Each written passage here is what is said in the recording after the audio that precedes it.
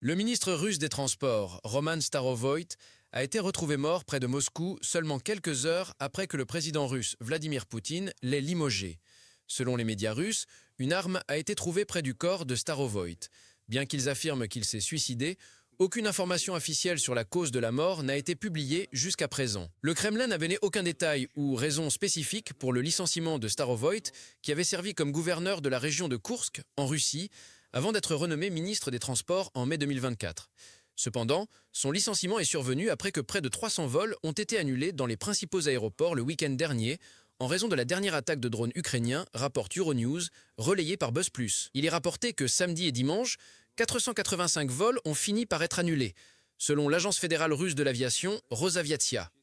Au total, du petit matin de samedi jusqu'au matin de lundi, environ 100 vols ont été retardés en raison de ce que l'agence a appelé des restrictions de l'espace aérien imposées dans les aéroports de la Russie centrale. Le journal contrôlé par le Kremlin, Commerçant, a rapporté que les interruptions ont coûté plus de 20 000 € aux compagnies aériennes.